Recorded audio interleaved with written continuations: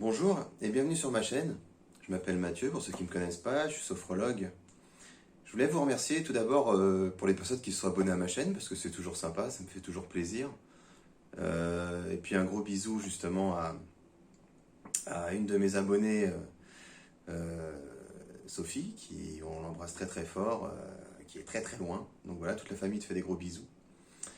J'avais aujourd'hui envie de vous faire une vidéo justement sur le télétravail. Toute petite vidéo, hein, des petits outils sympas, juste deux trois, mais au moins pour abaisser un petit peu les tensions, la pression.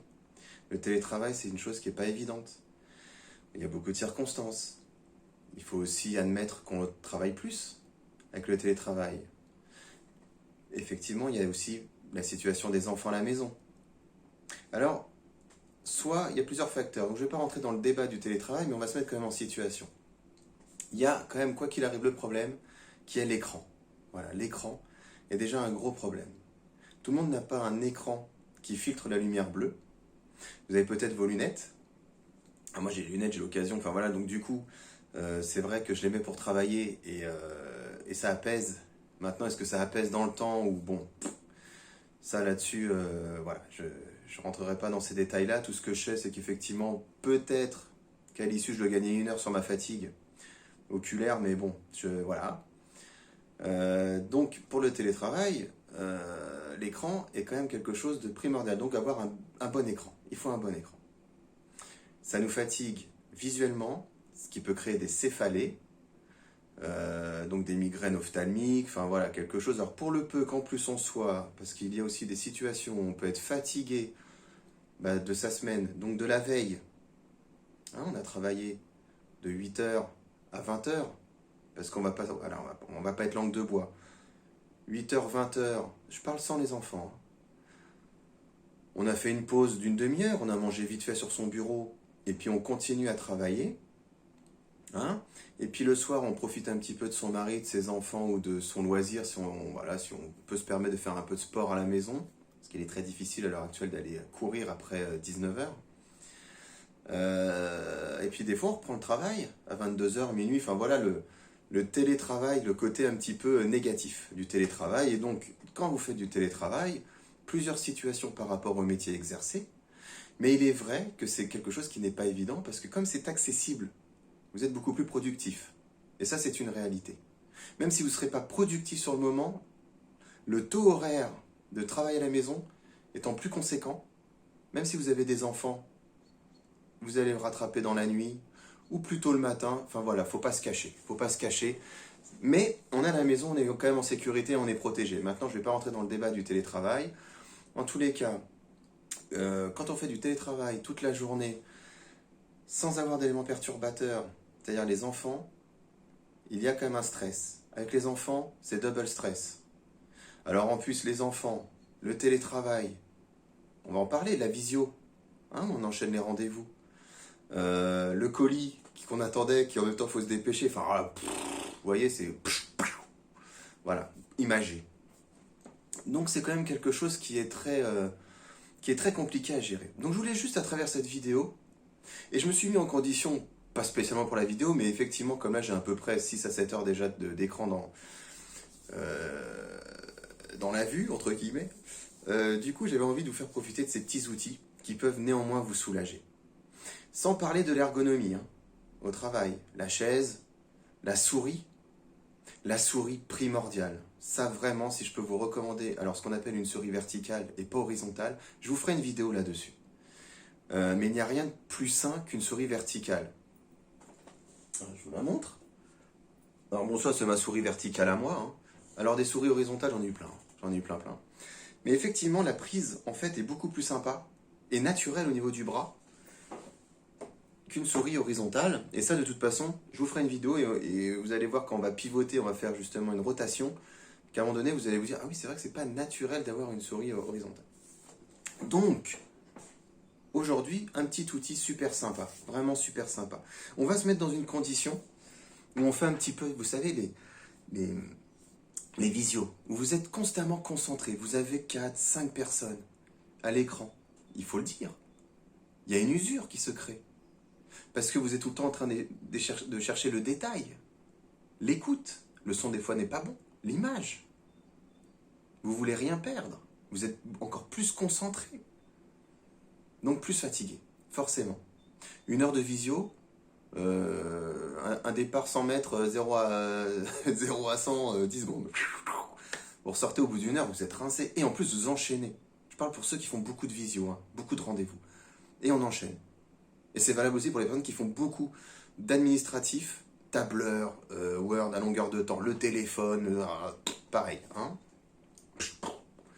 Donc, un petit exercice super sympa. On prend ces mimines, on va se faire comme des bouillottes. On va prendre ces petites mimines et on va les chauffer. Et on va les chauffer, les chauffer, les chauffer, les chauffer. Jusqu'à temps qu'on sente que ça soit bien, bien, bien chaud, chaud. Et donc cet exercice, il est sympa parce qu'il va nous détendre, il va nous apaiser. Et il va surtout détendre nos yeux. Alors on peut aussi faire cet exercice quand on a une migraine. Quand on est un petit peu bobo. Et une fois que c'est bien chaud, on pose ses mains et on apprécie le calme. L'apaisement que la chaleur nous procure au niveau de nos yeux. Oh bah du coup vous m'avez perdu, je vais rester comme ça, vous voyez? Voilà, et ça fait énormément de bien. Et puis on peut recommencer. Alors on va recommencer, la main va être de plus en plus chaude, ça va être encore beaucoup plus sympa. Donc on chauffe, on chauffe, on chauffe, et on peut même inspirer par le nez, on bloque,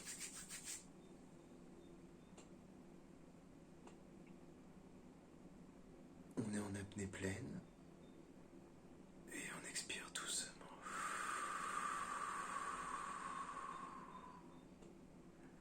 Et on revient en position initiale, respiration naturelle. Et on prend conscience de ce moment de bien-être, de détente, de relâchement.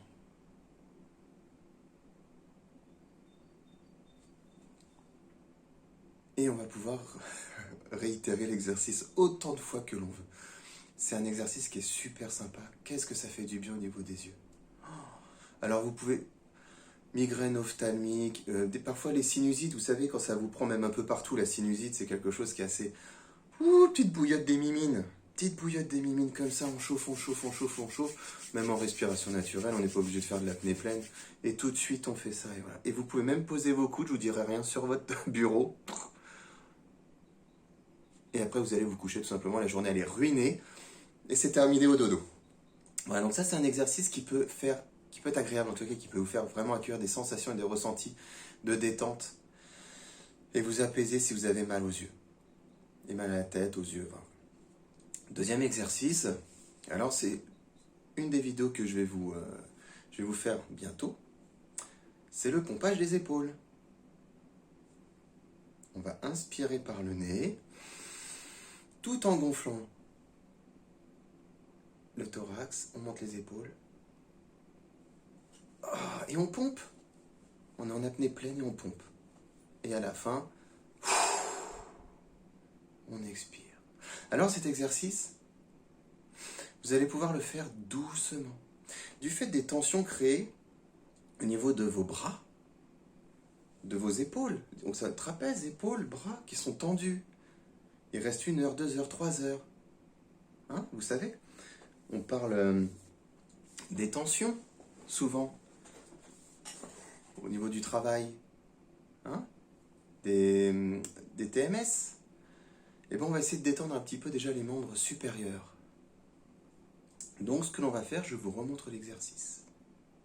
On va inspirer par le nez tout en haussant les épaules. On bloque et on va pomper doucement. Et on va dégager toutes nos tensions. C'est un exercice qui va nous faire énormément de bien. Ça va décongestionner nos épaules, notre nuque. Et dès que ça deviendra inconfortable pour vous,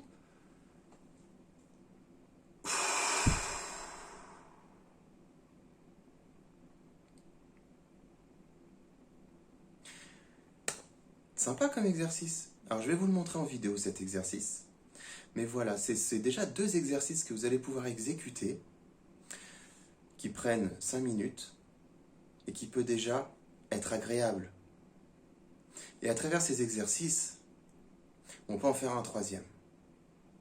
Mais un troisième où en fait, je vais aussi vous faire une vidéo où on travaille sur les trompes d'Eustache au niveau des oreilles. Mais là, cette fois-ci, nous allons tout simplement inspirer par la bouche.